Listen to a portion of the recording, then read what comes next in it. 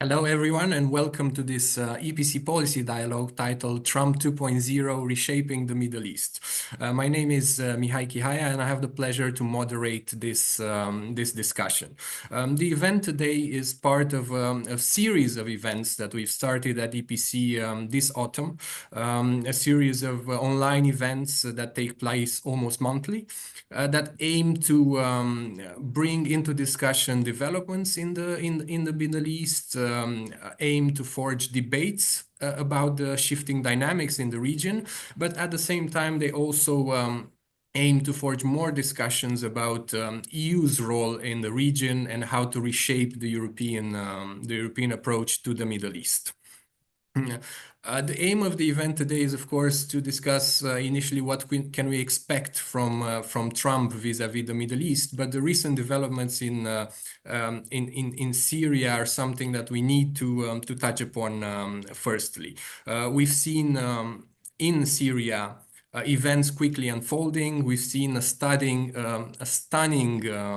demise of Assad's regime, with opposition forces taking the capital and forcing the president to flee on 8th of December. So there are many questions that need to be addressed, such as how Syria's political landscape shapes up after the end of Assad's regime. There are, of course, a number of questions also about the thinking of roles of Russia, Iran, Turkey. At the same time, we've seen Israel carrying strikes in Syria and moving in the buffer zone in the Golan Heights. And at the same time, to widen the circle, recently we also had a ceasefire between Israel and Hezbollah, and also the war in Gaza continues. To zoom out, there's also the question, of course, how Trump will approach these regional dynamics and what role will Europeans and the European Union play in the region in the near future. To discuss all these issues, we have an excellent panel together with us this afternoon. I'm going to introduce them one by one. Firstly, we have Lina Khatib, who's the director of the Middle East Institute at the School of Oriental and African Studies at the University of London. She's also an associate fellow with the Chatham House. Secondly, we have Kawa Hassan, who's non-resident fellow in the Middle East and North Africa program with the Stimson Center. Then we have with us Trita Parsi, executive vice president at the Quincy Institute for Responsible Statecraft. And last but not least, we have Almut Möller, director for European and Global Affairs and head of the Europe in the World program here at the EPC. A warm welcome to you all.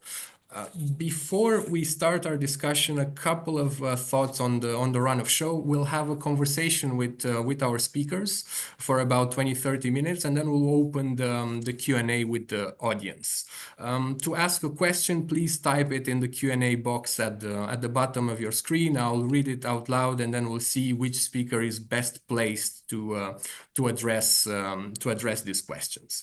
Now, without further ado, I would turn to you, Lina, and ask you about what has been happening in Syria in the past week or so. How did we get here? How did we get to the fall of Assad's regime? And what might happen next? I think these questions are on everybody's minds these days. And thank you very much to all for joining us. Lina, you have the floor.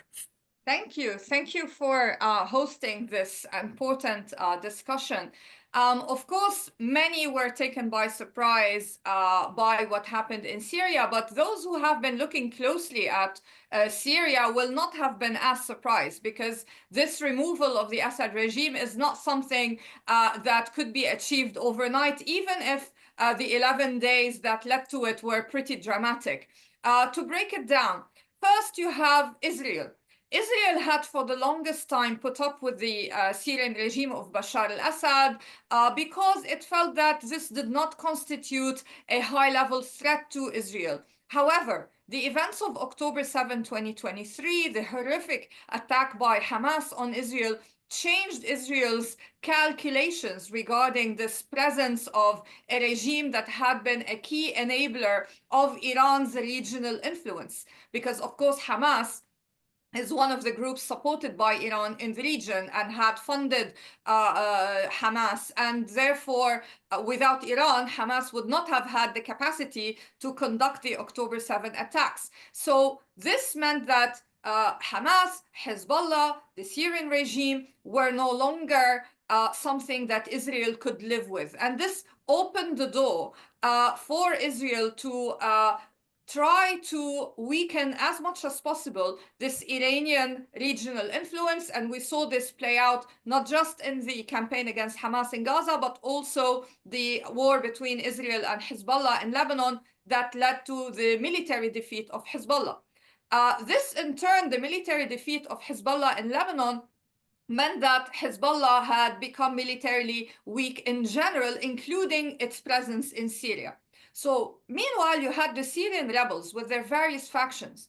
They used to argue with one another for years and sometimes even fight one another. However, they all found out with time that they have one shared interest beyond, of course, being all in opposition to the Assad regime, which is a shared interest in removing the presence of Iran as it was under the Assad regime in Syria. And therefore, they got together and started planning to attack Iranian targets inside Syria, the military assets for Iran inside Syria, as well as the Assad regime. At the same time, you have within the Assad regime rampant corruption, including within the Syrian military, and splintering of the Syrian military into basically profiteers, and also some factions like the 4th Division that had been very close to Iran, but other factions that were closer to Russia. And meanwhile, lots of corruption that meant that there was no fighting spirit amongst many in the ranks of the Syrian army, plus it was also militarily weakened. Russia also recognized that to have long-term influence in Syria is different from having long-term support for the Assad regime. And over the years, those looking at Syria will have seen some elements of the Syrian opposition abroad having visited Moscow and kind of established relationships with Russia. So Russia could still be influential in Syria, even if the Assad regime goes. And so these are some of the factors that are domestic and regional that all came together and in a way unfolded with this campaign that removed Assad from power. So when we think about what will happen next, we have to think about all those actors plus others that I haven't mentioned, like Turkey. I mean, obviously, the situation in Syria is very complicated with many stakeholders, but we have to look at what's in it for those various stakeholders and how they will try to maintain their interests through the shifting landscape in Syria. So for Turkey, for example, having backed a number of the rebel groups that were part of this campaign to oust Assad, this will mean increasing influence for Turkey inside Syria. For Iran, the landscape in Syria means complete loss, I will say. It will not be able, in my view, to recover the influence that it had in the past. For Israel, we're already seeing land grabs that are happening so that Israel can gain control of strategic areas that allow it to have surveillance over huge areas in Syria as well as Lebanon. And Israel is not likely to want to give up on these military gains quite easily. All this will probably be enabled by the incoming Trump administration, which in my view, is likely to give a green light to this influence for Israel in the region. So this is in terms of how things are going to play out. And as for the Syrians themselves, of course, we don't know yet the actual configuration of the new government that will take over in Syria from March, because at the moment it's a temporary arrangement.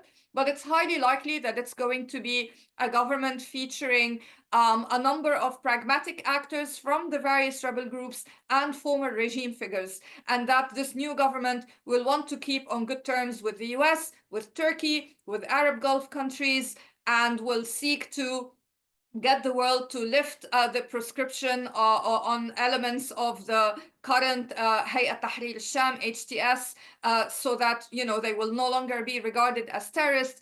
And so for me, the landscape is more about pragmatism than ideology. And the landscape is going to be one where Israel will be more influential than before, and where Iran will be weaker than before. Thank you.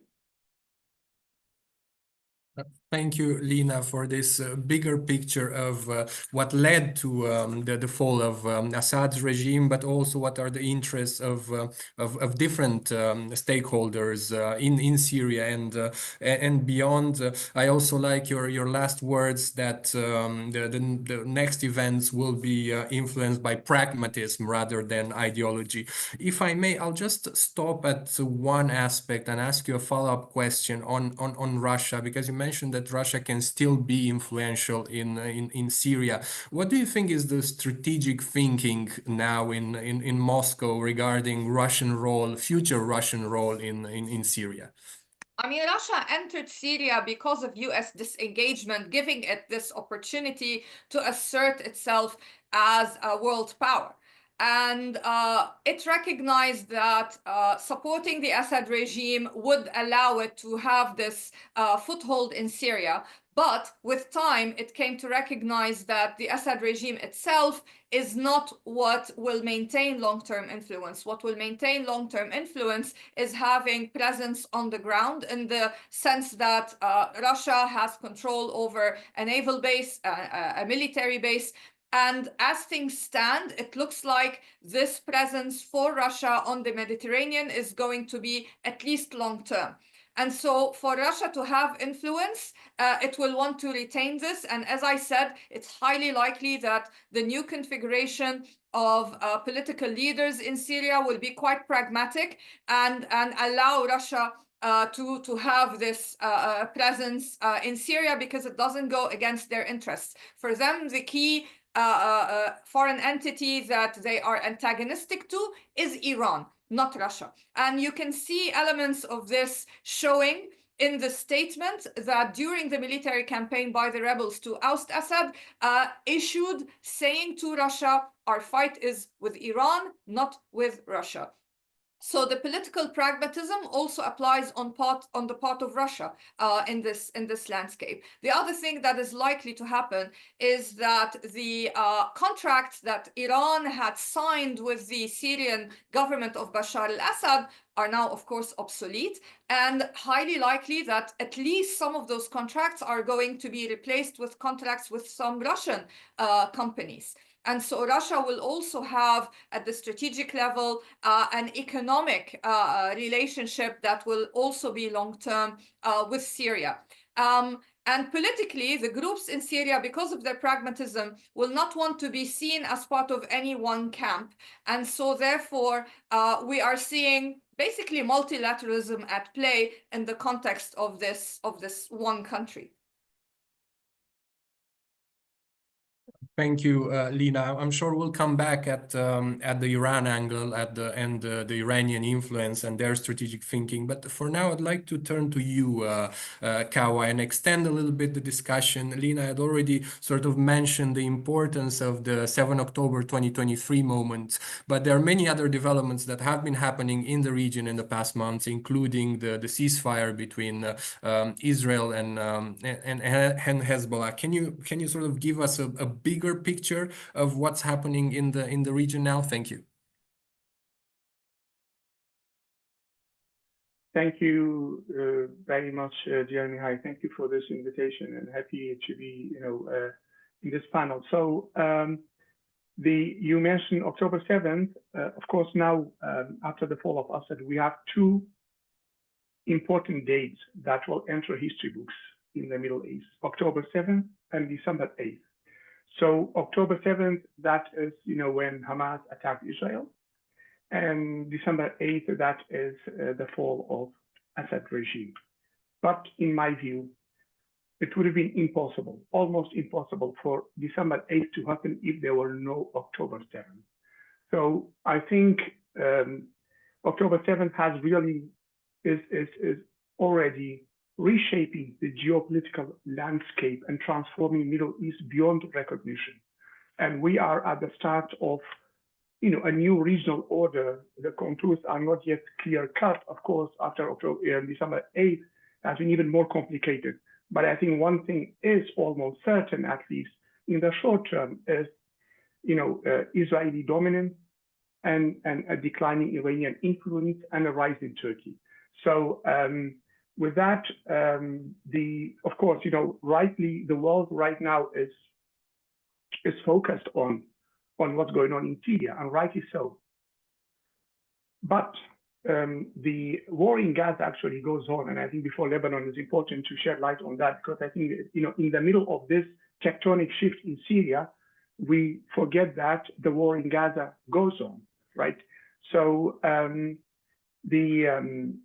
today, as it was reported that actually probably over 30 people were killed in Gaza, and by Israeli strikes. The humanitarian situation is literally catastrophic, and with no end in sight for the conflict. In the meantime, Hamas continues its senseless attacks against Israel. I mean, today it fired 4 rockets into Israel, but with no effect whatsoever. So, according to the Ministry of Health in Gaza, by now over 44,000 people have been killed, and over 106,000 people have been wounded. And of course, as we all know, Gaza lies literally in ruins. So there are now some, talks, some, cautious optimism that there might be a deal, a ceasefire deal in Gaza to be brokered by the US, and that due to the developments in Syria and the fall of Assad, it seems partly that Hamas is more willing right now, actually, to reach a ceasefire agreement and also release some hostages. The news about it is quite right now, quite optimistic, but we have to wait and see whether that will translate into something, something tangible. The situation in Lebanon, the ceasefire agreement is holding, even though it's very precarious, it's very fragile. There are violations by Israel. There were a few violations by Hezbollah, but by and large, it's holding. And as you know, this is a ceasefire for 60 days. So which means that, by the time Trump is in office, that Hezbollah should, remove north of Litani River, remove all its, weapons, and then the Lebanese army should enter into the south. They are, working on that, the Lebanese army right now with UNIFIL, and Israeli troops should withdraw from, from the places they have occupied by the end of the ceasefire agreement. Again, we have to wait and see whether this will be the case indeed. But at least for now, I think it was a good news to have the ceasefire in Lebanon, because the destruction in Lebanon is also immense, and the ceasefire was very welcome by all different communities. Now, when it comes to the other developments in the region, there are a lot of discussions and also apprehension in Iraq within the ruling political elite about what the fall of Assad means for Iraq. And there are those who are, the close to Iran are really very worried that they might be next on the list. They think that probably Israel will go after them. And then there are even those who, who say first Iraq and then Iran. I don't know to what extent this, these are realistic, like prognosis by these leaders. But at least I was in Baghdad last week, and there are really serious concerns within some part of the ruling elite, particularly those tied to Iran, allied to Iran, or proxies to Iran, that this is the plan, and so far, they say they were resisted, but again the fall of Assad changed the entire equation in the region. It remains to be seen, in the coming days and weeks, how this will impact Iraq. Now, just very briefly on Trump, on the impact on the region. I think the biggest losers are the Palestinians from the Trump election, because the victory of Trump is not only really a victory for his MAGA project, but also a big win for Netanyahu and his far right partners. And as Lina said, there is a big chance that Trump may support Netanyahu and his far right coalition partners in their plans to annex as much as possible from the West Bank. Now, going forward, going back to the Palestinian issue, I think this is the root cause of the problem in the region. I mean, as long as this issue is not solved, yes, there are, it's a great news that Assad has gone and that there will be, a new era in Syria. It's welcome throughout the region.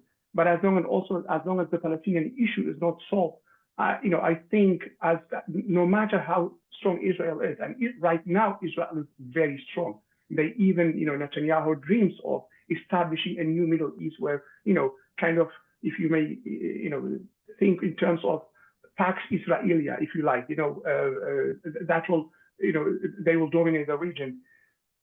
The fact of the matter is that there is, as long as the Palestinian issue is not solved, there won't be real stability in the region. And in my view, right now, the only diplomatic game in town, if you like, is really the Saudi-led global coalition for the establishment of a Palestinian state. The biggest question right now is, when it comes to this, to this deal, and I will end there, is that, as we know, Trump prides himself, of being the master deal maker. Will Trump be willing to exert real pressure on Netanyahu and his far-right coalition partners to agree to a Saudi-led initiative and achieve a historic deal? Time will tell. I'll get back also later on during the Q&A, to discussion or a few ideas on the role of EU, but I'll leave it there. Thank you.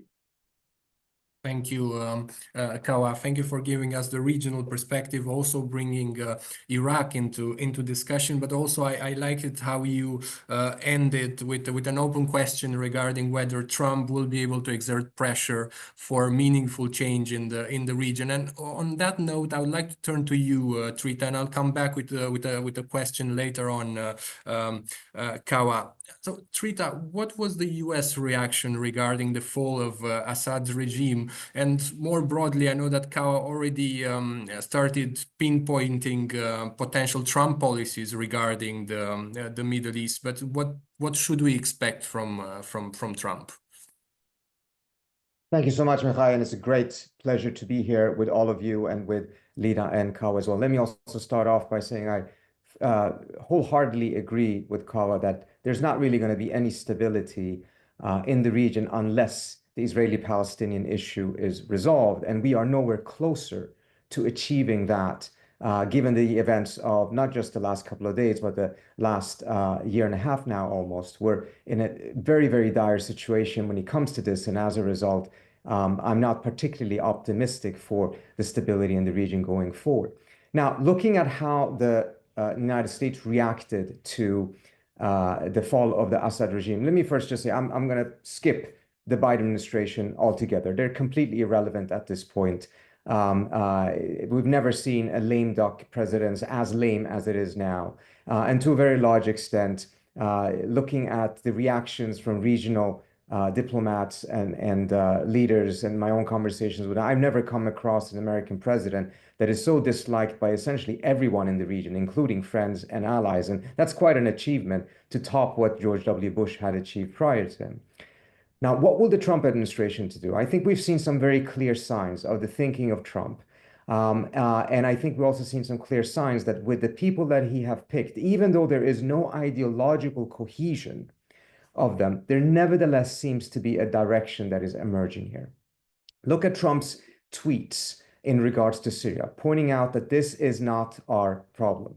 So we're seeing a Trump administration that over the course of the 4 years out of power has consolidated a base that has evolved an ideological or strategic outlook that has really given more meat to the idea that the US actually does not have significant vital interest in most parts of the Middle East, and as a result, should disengage militarily, which is very different from disengaging diplomatically.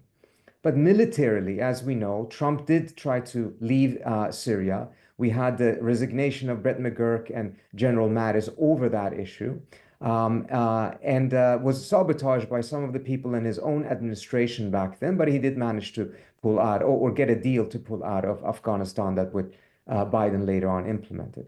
I think we're seeing clear signs that this administration, at a minimum, will either try to withdraw from some of these places, and I think withdrawing the troops from Syria is a very high likelihood. And without troops in Syria, troops in Iraq are also likely going to be withdrawn, because the main function of the troops in Iraq, beyond some limited training that they're providing, is actually to service the troops that are on the Syrian side of the Iraqi-Syrian border. So I think we are very likely to see a withdrawal from Syria within the first year of Trump. That will have significant implications, of course, for the balance in Syria, and particularly will have implications for the Kurds in Syria. And we do know, of course, that Trump is quite close and at times deferential to Erdogan. So Turkey has clearly been the big winner in what's happened in Syria for the last couple of days. And I think in many ways, the Kurds within Syria have probably been some of the bigger losers. Moreover, I think we're also seeing a different approach to the Persian Gulf. We have some of the people in the previous Trump administration that have spoken extensively about renewing the idea of a Saudi-Israeli deal.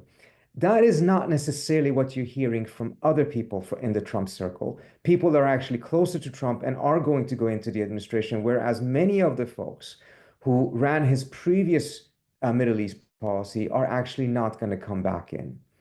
So that doesn't mean that Trump has given up on the idea of a Saudi-Israeli deal, but it is not looking particularly likely given recent circumstances and given the extreme pressures inside of Saudi Arabia itself from the population that has limited MBS's maneuverability to move towards Israeli normalization deal in the midst of what people in the region clearly, and in my view, quite correctly view as a genocide of the Palestinians. And we just saw what Prince Turki said a couple of days ago, in which he expressed the wish for Netanyahu to be brought to the ICC and face war crimes charges. Then the question is Iran, of course. The Trump administration was extremely hostile to Iran, pursued maximum pressure strategy, maximum sanctions, twice almost got into war with Iran. Trump killed General Soleimani, a lot of tremendous obstacles. But at the same time, it's also become quite clear that Trump actually really wants to get a deal with the Iranians. He expressed it several times during the campaign. He has expressed it since the campaign as well. And I think we should also go back into the history of the Trump administration. It becomes quite clear that Trump tried for about a year and 3 months to actually talk to the Iranians. The Iranians were the ones who were rejecting any direct communications with Trump as a result of him threatening to withdraw from the JCPOA. Trump subsequently withdrew from the JCPOA and then pursued maximum pressure, in large part because he had been convinced by Mike Pompeo and other people in that circle that this was the way to get the Iranians back to the table. I think Mike Pompeo's objective with maximum pressure, and certainly that of Bolton, was to actually get the US and Iran into military confrontation. But it was an effective argument to convince Trump that this is how you get the Iranians to the table. Well, right now, the Iranians are actually at the table. They have signaled clearly that they want to talk to Trump, both publicly and privately. And I think Trump is going to come into office and he wants to get a deal within his first year. And he's looking around and he's essentially seeing 3 to 4 options. The first one is Ukraine, which will be his top priority. But Ukraine is very complicated. And despite his promise of getting it done in 24 hours, it does not seem very likely that it will be done in short order. Secondly is Israel, Saudi Arabia, as we discussed, and I think the fundamentals have changed there on both sides. For the Saudis, earlier rather meaningless talks about something superficial on the Palestinian front has now actually become quite more substantive. And on the Israeli side, even the pretense of pursuing a two-state solution has become politically impossible for this coalition at a minimum. Whereas before they could at least pretend that they're pursuing it and they could get away with that domestically, now they can't even do that. So the fundamentals there seem to be very limited. Then you have Gaza and Israel, and there it seems like something's going to happen before Trump comes in. He doesn't want to deal with this issue, and he has been signaling that he wants this to be over with. And that then leaves the fourth one, a deal with Iran, which is very complicated, has massive amount of emotional baggage on both sides. Remember, Trump killed Soleimani, and that's going to be a very difficult thing for the Iranians to deal with. But in comparison to the others, it may actually emerge as the lowest hanging fruit. And again, keep in mind, Trump does not have any particular ideological commitments or emotional elements here. For him, it's about getting a deal and being able to show more than anything else that he's a deal maker. And here's a fundamental difference between Biden. I'll stop on this point. Biden and Trump, or I would say most American conventional presidents and Trump. Biden was also about deal making, but his deal making was to make more deals within the existing alliance system that the United States has. That's what's attractive to him. That's what actually gets him political capital inside of the United States. Trump is quite the opposite.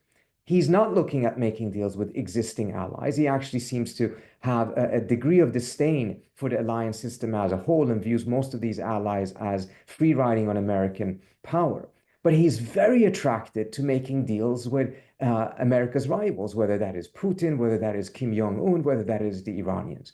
And I do suspect that in the first year, despite some earlier notions that Trump's going to go down the path of maximum pressure, and he may still, but I think actually the deal-making element of it is going to be the main driving force. And the people he has brought on so far is not because they are necessarily aligned in their earlier statements with Trump, but it's because most of them seem to lack a degree of executive branch experience and as a result cannot muster the same type of sabotage efforts that Pompeo, Bolton, and others could in the first Trump administration and essentially frustrate Trump's instincts of pulling out of Syria, making deals here and there. And as a result, I think Trump is going to have a much easier time this time around getting around the bureaucracy or getting around any potential opposition within his own White House compared to what he had in his first term. Thank you, Trita, for all these insights into the Trump's future administration thinking. Thank you also for comparing the Trump administration with the Biden when it comes to Middle East. I would just like to stop at one thing, if you'd allow me, that was already mentioned in discussion, Iran and Syria. And I would ask you here, what is now the strategic thinking in Tehran regarding Syria? What should we expect from Iran when it comes to Syria, but also more broadly regionally in the next few months? Thank you. I think there's absolutely no doubt Iran has been a huge loser of what has happened, not just in Syria, but in large parts after October 7 as a whole. This is not to say that the Iranians didn't want to have a confrontation necessarily with Israel at some point, but the timing of this was clearly driven by Hamas, took the Iranians and even Hezbollah by surprise. And if it was up to the Iranians, it would have taken place at a much later stage. The Iranians were not ready for this. They were in dire straits internally. This was not the part of the long game that they had aimed for. And now we see the fruits of that. Undoubtedly, the loss of Syria is going to be very, very significant for the Iranians. However, I do think that there are some, if you take a look at some of the fundamentals, I think there's going to be developments that may not point in that direction in the medium term. First of all, take a look at what the Israelis are doing right now. They have struck Syria more than 480 times just in the last couple of days, essentially eliminating any conventional military in Syria, completely rendering it defenseless. And that is in addition to actually creating a buffer zone for the existing buffer zone of the Golan Heights. As you remember, the Golan Heights was supposed to be a buffer zone. Subsequently, the Israelis annexed it. They have built settlements on it. The Trump administration recognized it as Israeli territory. Very few other countries have. This is still considered to be illegal occupation by the Israelis. And now they created a buffer zone to protect that buffer zone. So we're seeing them encroaching on Syrian territory, destroying any opportunity for a future, including a future democratic Syria, actually have any defenses that are of any particular meaning. This, I think, will eventually bring any Syrian government, whether it is a democratic one, whether it is the one led by Islamists, jihadists, whatever. No one really knows what's going to end up being the end result of it. And even if there will be a one united Syria, which also is a big question mark. But whatever it is, I think it will eventually bring Syria and Israel into a degree of tension. Moreover, as much as the United States may lift the terrorist designation on some of these jihadi groups and leaders who have been on that terror list for quite some time. That doesn't fundamentally change another story, which is that the United States has a very large number of congressional sanctions on Syria, including the Caesar Act. Those are not going to be lifted in any meaningful way. In fact, I challenge anyone to remember the last time Congress actually lifted any sanctions on any country. No sanctions were lifted as part of the JCPOA. They were only waived. Even Obama's opening to Cuba only entailed executive order sanctions that he could lift, but the actual embargo was never even touched. So you're going to have a Syria that will continue to deal with the strangulation of these Caesar Act sanctions, a hostile Israel that is seeking to keep Syria as weak as possible. And many of these different factors will either then bring some of the GCC countries, although neither UAE or Saudi is in any way, shape, or form happy about what has happened in Syria. The UAE in particular is extremely upset.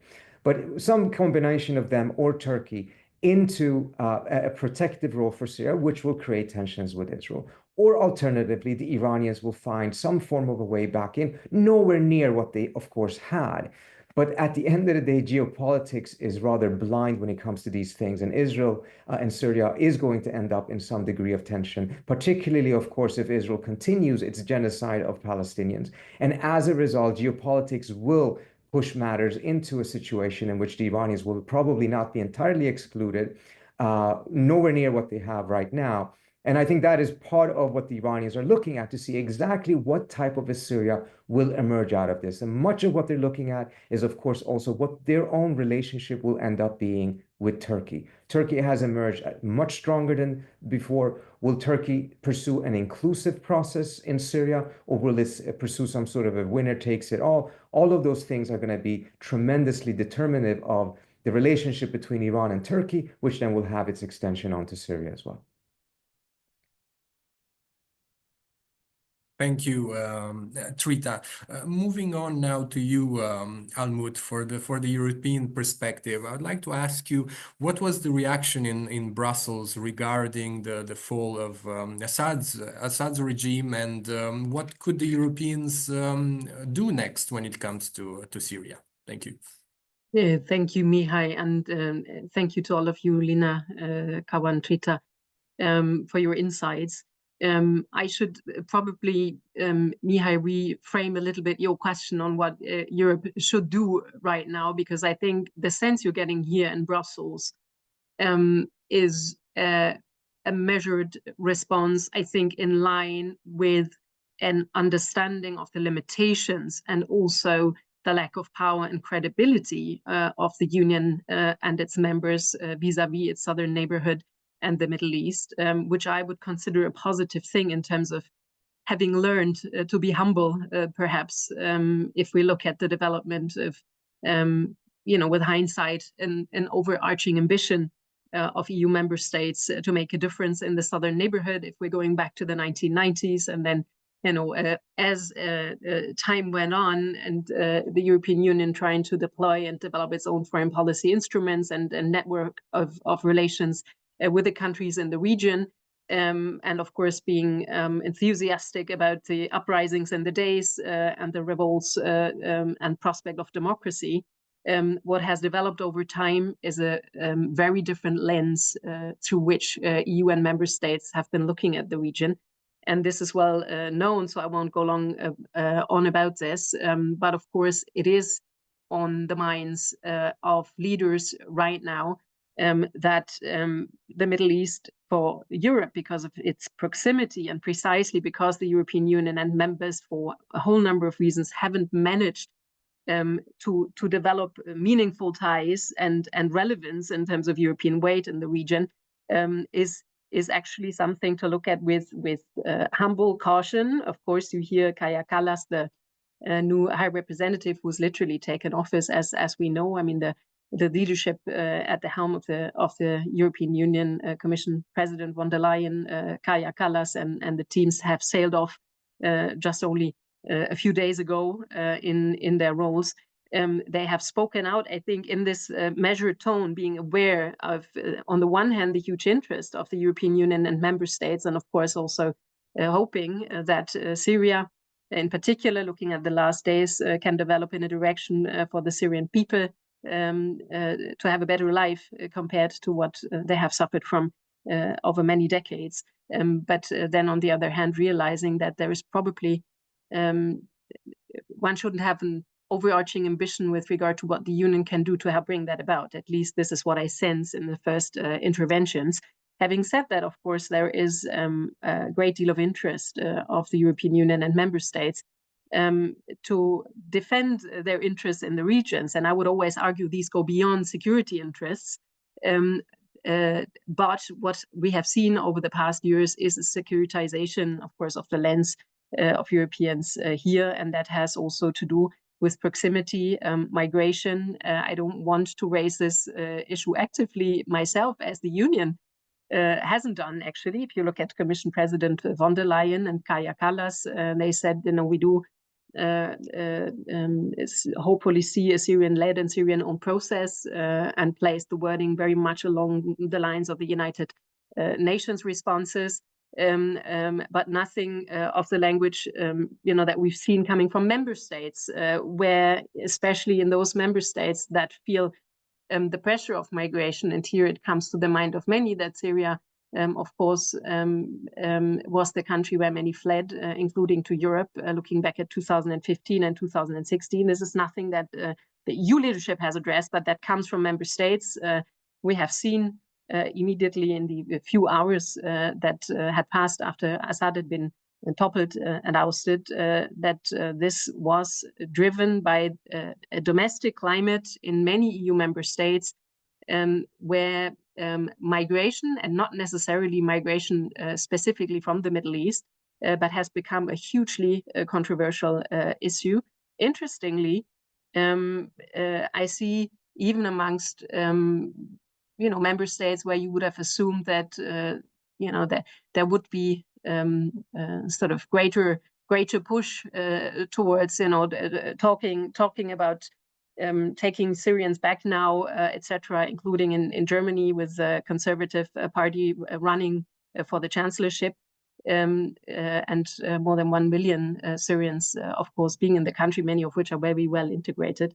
There has been more cautious voices as well, also in EU member states, to kind of suggest this is not what we should be looking at right now. But of course, it is on the minds of many what is going to happen if the situation is not going to evolve in the way that Lina and Kawa described, and that is a more hopeful one of an order that is not quite clearly emerging yet, of the pragmatism that Lina talked about. And thank you for really your insights on the sort of the composition and the relationships that you talked about of the factions and the regional players. This would be in the interest of the European Union, obviously, but for the time being, it feels that there is a great deal of caution and a preparation for this maybe not materializing.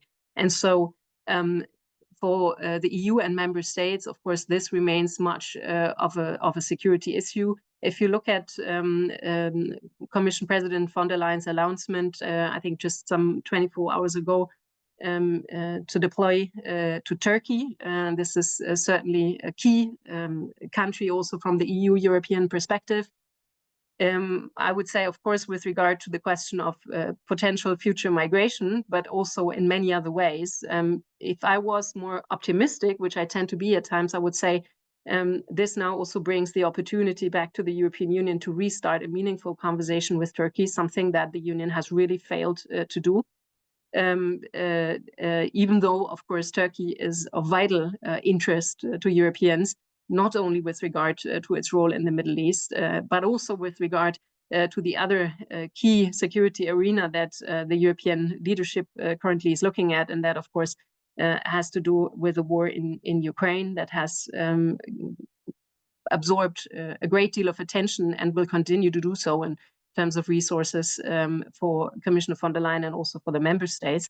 But I think, optimistically speaking, I would say to restart relations with Turkey at this level is the right thing to do. But I would be more cautious in terms of expecting from Europeans to actually move ahead. They will probably more be in the waiting. You will see groups and some member states being more active than others, but overall a more cautious approach. And this also has to do with, of course, the transatlantic insecurity. This is for the first time a situation, I believe, in which Europeans feel there is major change in the Middle East, and the predictability of the key relationship that is relevant to European security, and that is the relationship with the United States, is one that carries a lot of question marks. So for the Europeans, it feels also pretty lonely at this point in time, because while I hear more optimism in certain ways from the region and also from colleagues here, from a European perspective, there's a lot of question marks and probably also a bit more pessimism about, you know, how the United States under Donald Trump in its second term in office is going to go about its foreign and security policies. And so here, this is, of course, part of a complex puzzle that the Union and member states have to navigate at a point in time where, domestically speaking, a couple of key member states, that includes Germany, that includes France, are very much preoccupied, not only with developments at home, but certainly alongside with others with the security situation surrounding Ukraine. So the European lens is one of caution slash fear of further insecurity. And having said that, because I do want to respond to your question, Mihai, what the European Union should be doing, I think it is well advised to do what it has done over the past days, to engage, try and understand, pick up the phone, listen, but certainly not expect that it would be necessarily the first point of contact to be contacted when you know it comes to all those questions, because there is also a severe lack and loss of credibility of Europeans.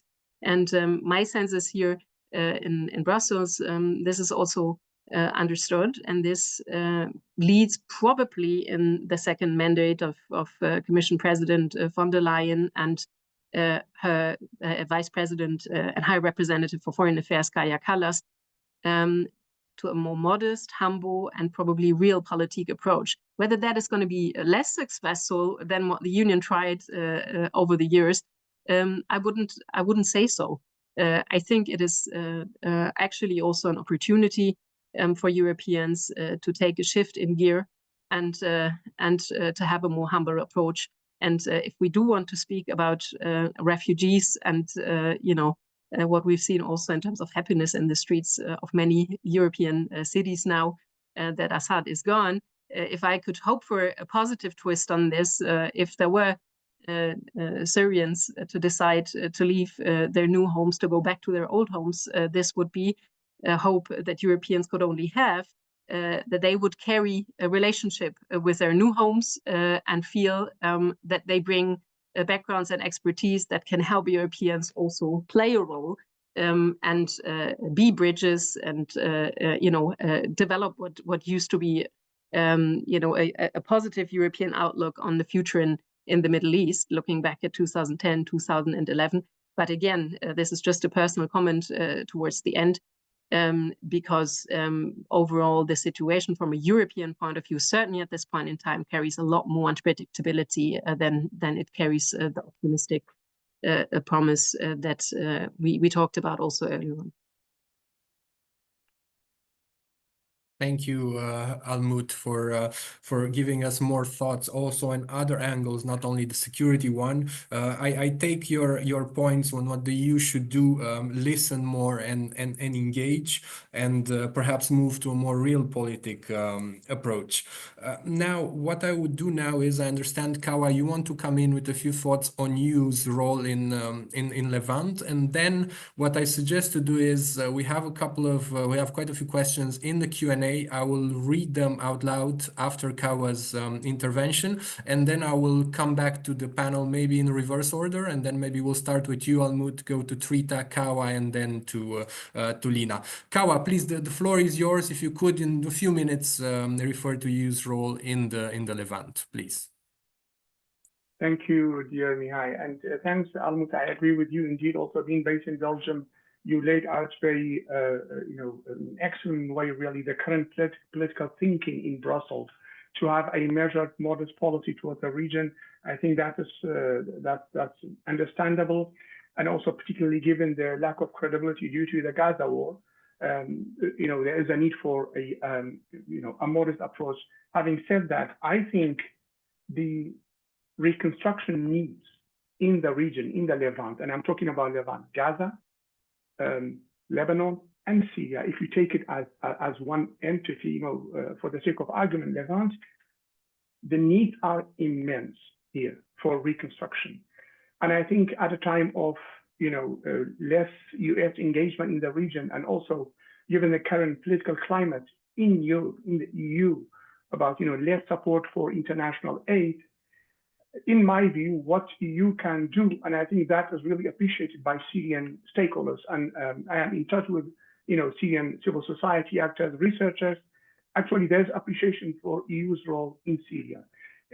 EU and its member states have been the largest donor, in Syria since 2011.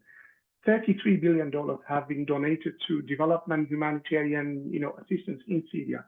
And right now, that after the fall of Assad, there is a need for enormous reconstruction in Syria, but also in Lebanon, of course, also in Gaza.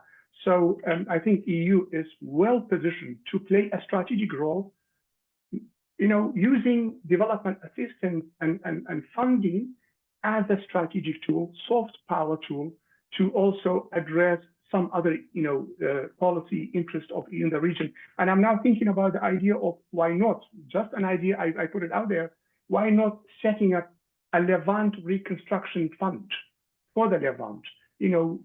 Syria, Lebanon, and Gaza. I know probably right now the war in Gaza, it's not over yet, but I think at some point it will come to an end. All wars come to an end. It's better to think right now strategically about EU's strategic role in a modest way, in a humble way, but using development assistance and support to reconstruction as a strategic tool. Back to you. Thank you, Kawa, and I agree indeed. That's an interesting idea of a Levant reconstruction fund that I'm sure deserves a lot more debate, keeping in mind, of course, that more money doesn't solve the problems, but also keeping in mind that here the EU could play a more influential role. So what I will do now, I will just go through the questions in the audience, and then I'll come back to you in reverse order. And please feel free to touch upon one or two questions that you feel are most relevant to your expertise. The first question is, isn't there a unique chance to create a state of Kurdistan? Second, is European Union naive regarding the rebels and their role in Syria after defeating Assad regime? Here, maybe I could throw in also a question of mine, because we're at the European Union angle, and that question would be, what role could you play in this more pragmatic US approach to the region that we expect under Trump? Then third, there's a question on the Houthis. What are the next steps for the US and EU with regards to the Houthi rebels?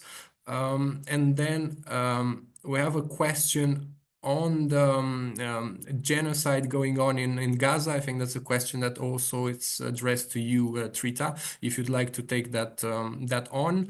And then a question, what reaction from China to be expected? And last but not least, because I see it's a question coming on just now from our colleague Amanda Paul at EPC, addressed to you, Trita. To what extent will Iran try to rebuild Hezbollah? How do you assess Turkey-Iran relations? So quite a few topics. I am also well aware that we only have a few minutes left. With your permission, if you don't need to get to other meetings, we could stay a few minutes more, but please feel free to touch upon some of these issues in a few minutes. Maybe before I turn to you, Almut, maybe just to ask Lina if she needs to leave sharp at 3 o'clock, because she mentioned earlier that she has quite a few meetings. If that's the case, Lina, I hope, Almut, you'd allow me to give her the floor first and then to turn to you. So please, Lina, go ahead. Thank you so much. Let me just speak very quickly about the Houthis. They are recalculating their next moves now, because they had been very reliant on Hezbollah as a mentor. That has now been militarily defeated, this mentor of theirs. And now, with the situation unfolding in Syria, they, I think, are more likely to eventually be more pragmatic and accept a peace deal. That will, in my view, be more accommodating of Saudi Arabia's interests than what the Houthis had probably originally hoped for. So this is what I think is playing out. I'll leave my colleagues to handle the other questions, and thank you. Thank you very much, Lina. Now going to you, Almut, and then to Trita and Kawa, if that's okay, and if anyone can stay just a few more minutes over. Thank you very much. Thank you, Mihai. I'm probably more optimistic, Kawa, and I liked your idea, of course, for the union to play a role, to play a constructive role in reconstruction efforts. And, of course, there's a lot of instruments, and then would need to be also a finance at hand to be able to do that. I would assume that the union and member states, in particular those that have taken a great deal of interest in this part of the neighborhood, will stand ready to play a role and do so. But my sense is that first there needs to be a mending of political credibility. And I think this is why we are seeing what we are seeing right now. And that is the modest approach I've been trying to talk about. When it comes to Kawa, you suggesting reconstruction funds and the needs to finance. I mean, there will be a lot of questions to what extent this can be coming from the EU budget. On the one hand, I think this would be an investment very well spent. You talked, of course, about the humanitarian situation. That is something that the union, of course, should be doing to the best of its ability, and also engage in any UN-led process that could bring about a situation that is helpful to those in the region. Again, probably not for EU members to initiate that, but certainly to stand ready. And there is a history and legacy to stand ready for any such endeavors. Engaging, Mihai, that was your question. Engaging, if there was a pragmatic Trump perspective. Europeans are also very careful in measuring their response to the return of Donald Trump to the White House, because Europe knows very well the relevance of the United States. So I would assume that any perspective that helps bring more stability and more security to the region with the support of a US president would be very much in the interest of the European Union, would be supported. And on China, because this was also a question, it's just a thought I believe China has been watching also very carefully what was going on, having its own interests and stakes in the region, and probably very relevant relations as well with China. In my perspective, finds always very, very difficult to see is a situation of unpredictability, and China is also present as part of UN led efforts, if I'm not mistaken. I wouldn't go as far as to say that there should be a direct engagement immediately by Europeans with regard to China in the region, but of course it will matter how China responds and reacts. For now, my observation is probably more in waiting and seeing how developments are unfolding, and if there was a perspective of it being a more peaceful and stability-driven transition, that this would certainly be in their interest. Thank you, Almut. I've also got a message from my colleagues that we will have another event starting shortly, so we'll need to finish by 5 minutes past 4 Brussels time.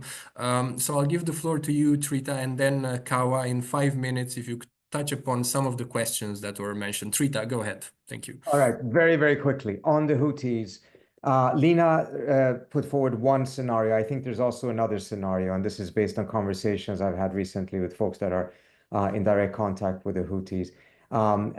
They may actually see that the Iranians are going to pull back and see an opportunity for themselves to become the leader of the axis of resistance or whatever remains of it. They have so far drawn a tremendous amount of benefit internally, in their own view at least, of taking this position. Their position in the Arab world, not the Sunni elites, but rather the larger streets, have gained tremendous because of the fact that they have resisted Israel. And they have not shown any degree of pragmatism so far. So there's also a different scenario on that front. In regards to genocide, well, if the question is intent, all you need to do is to open up your own social media and see what Israeli officials have said. 34 pages of the South African application to the ICJ was just based on statements by senior Israeli officials that clearly declared intent. We have had several different UN reports now coming out. The latest one that looked at the conduct of how Israel is behaving in this war, and they concluded that it is compatible with the characteristics of genocide. So I think Europe really is in a very bad shape in the position that it's taken on this issue, particularly Germany. And I would strongly recommend that you actually start taking a look at some of these undeniable facts coming from the Israelis itself, particularly when it comes to the issue of intent. You have a question from Amanda Paul. That's the last one I addressed, is about Hezbollah. Without a doubt, the Iranians, I don't think, are going to be giving up Hezbollah, but their ability to do so is going to be much, much more limited going forward, given the fact that they have largely lost the land corridor, which they already had done before December 8th. But I don't see them necessarily giving up on this. How that will take place will obviously be very different. But the idea of entirely giving up on Hezbollah, I don't think that's where they are or where Hezbollah is. In fact, after the Israelis took out much of the leadership of Hezbollah, IRGC commanders have essentially taken over the command of Hezbollah directly. So I don't see that happening, although they're going to be facing tremendous challenges going forward trying to do this. Thank you so much, Trita. And Kawa, last words with my promise that we'll revert to some of these issues in our future events during this series, and we'll hopefully we'll have you again, all of us, in these discussions. Please go ahead, Sure. Kawa. Thanks. So the first question was, if I understood correctly, isn't now the right time to establish the state of Kurdistan? Was that the question? Okay. I don't know which part of Kurdistan do they mean, in Iraq and Syria, but if you look at the situation in Syria, obviously the Kurds, as Trita said, really, they are in a strategic bind. You know, the new reality will impact their role in Syria. And I think, being realistic, and also, you know, the leadership in Syria, the Kurdish leadership, realize that they need to, and they will engage with the new rulers, you know, to be part of the new Syrian state where Kurdish rights are preserved and protected. I think in the case of Kurdistan in Iraq, obviously, in Iraqi Kurdistan has a you know, it's a federal region, and I think right now the you know, the political thinking within the elite is really to you know, to strengthen that relation with Baghdad, and that is where the situation is right now. So I don't think the new geopolitical reality is right now is conducive to establishing you know, an independent Kurdistan. Back to you.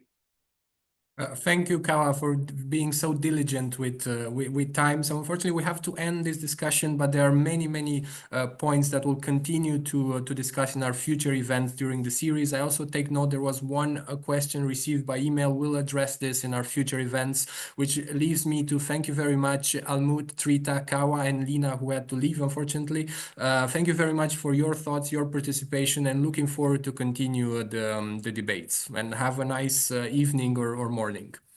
Thank you so much. Thank you. Bye. Thank you Bye-bye. very much. Goodbye. Bye.